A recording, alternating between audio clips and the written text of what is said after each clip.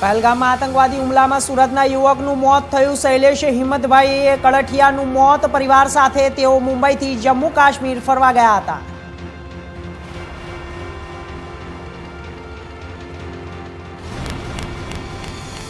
જમ્મુ કાશ્મીરના પહેલગામ નજીક આતંકવાદી હુમલો। ભાવનગરના વતની વિનોદ ભટ્ટ નામના વ્યક્તિને પહોંચી ગંભીર ઇજાઓ। ભાજપ પૂર્વ પ્રમુખ રાજીવ પંડ્યા દ્વારા પરિવાર સાથે કરી મુલાકાત।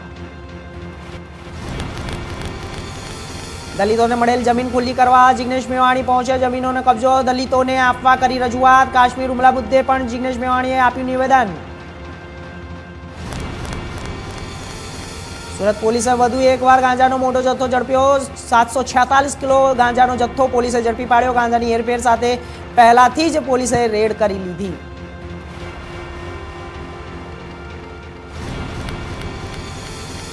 દાદરા અને નગર હવેલીના ખાનવેલ વિસ્તારમાં પ્રશાસન દ્વારા તોડફોડની કામગીરી શરૂ થતાં સ્થાનિકોએ વિરોધ નોંધાવ્યો।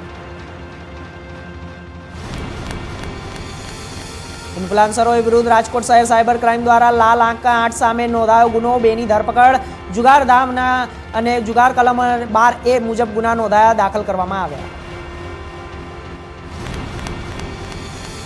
જંબુસરના કાવા રોડ પર બાઇક સવારને નડ્યો અકસ્માત। બાઇકના સામે જંગલી ડુક્કર આવી જતા થયો અકસ્માત। મેહુલ નટવરને માથા તથા પગના ભાગે ગંભીર ઇજા। ઉનાળાની ગરમી સામે અંબાજી મંદિર ટ્રસ્ટની શ્રદ્ધાળુઓ માટે વિશેષ વ્યવસ્થા। વોટર એર કુલર અને વોટર સ્પ્રિંકલર ફુવારા સહિતની વ્યવસ્થાઓ ઊભી કરાઈ। ઉમરગામમાં 13 વર્ષના બાળકોને એક ટેમ્પો ચાલક ટક્કર મારતા કરુણ મોત નીપજ્યું। ઘરમાં માતનો માતમ છાયો અને પ્રસર્યો। ઉમરગામ પોલીસે હાલમાં વધુ તપાસ હાથ ધરી।